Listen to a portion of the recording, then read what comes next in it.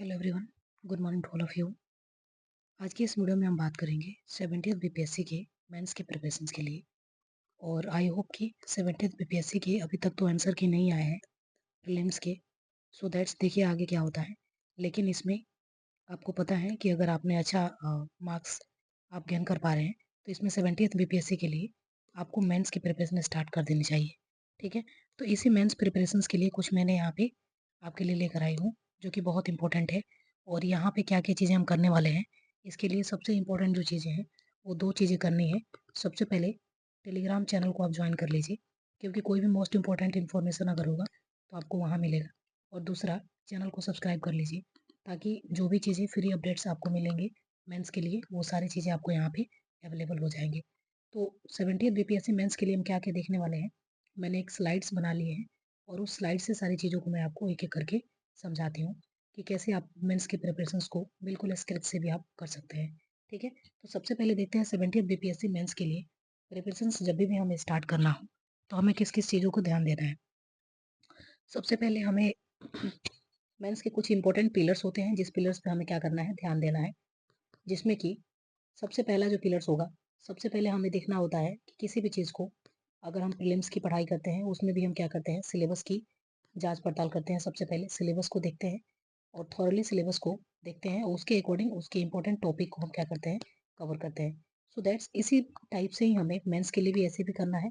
और मेंस के लिए हमें इससे मतलब ज़्यादा बहुत ही लेस टाइम में हम चीज़ों को एनालिसिस कर लेंगे और थीम्स को देख लेंगे जहाँ से इंपॉर्टेंट क्वेश्चंस पूछे जाते हैं।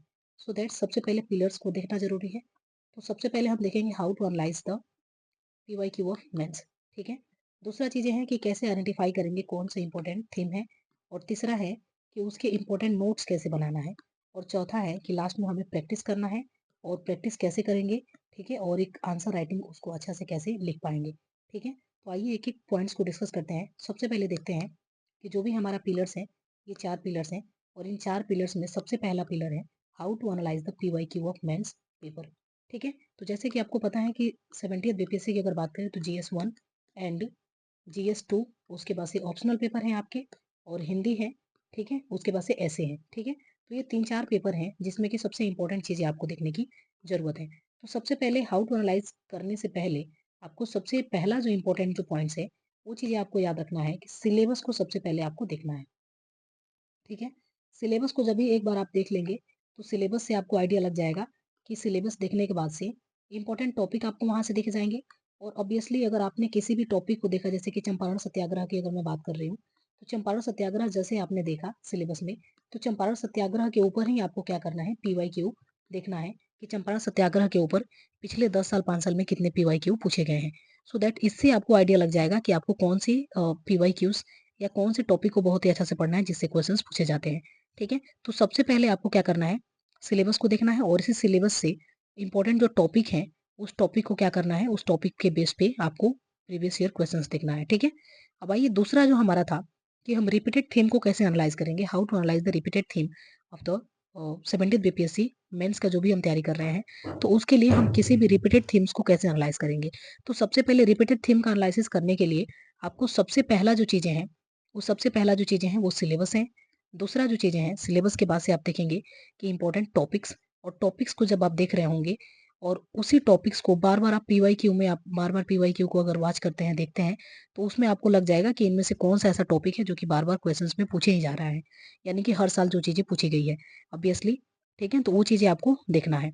भाई तीसरा पॉइंट जो हमारा था कि उसके नोट्स कैसे बनाएं, कि हम ऐसे कैसे समझे कि इंपॉर्टेंट थीम्स क्या है और उसके हम नोट्स कैसे बनाएं।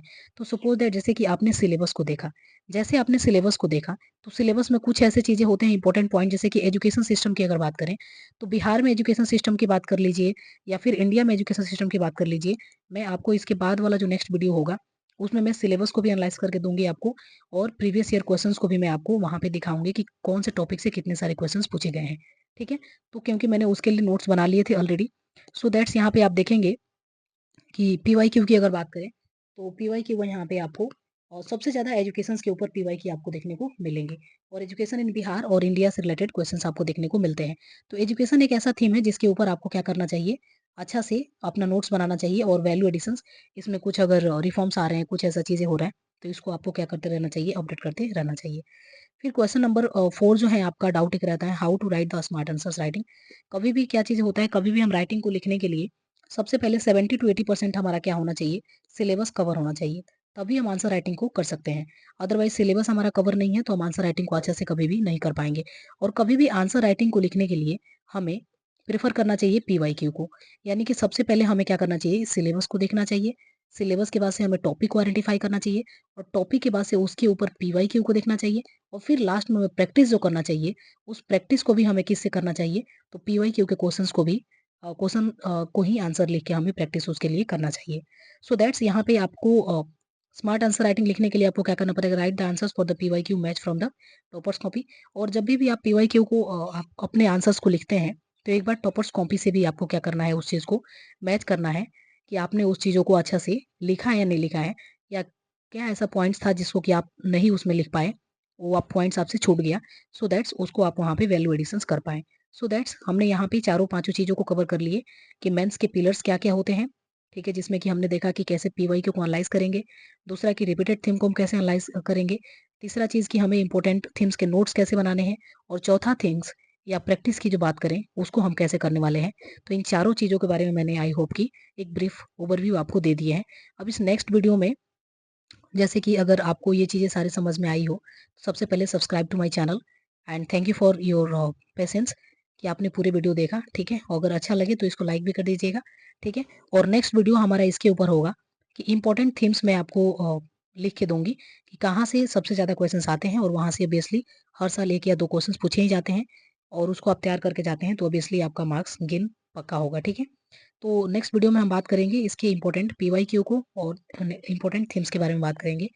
सो थैंक यू फॉर वॉचिंग, और if you like this video please subscribe the channel. Thank you.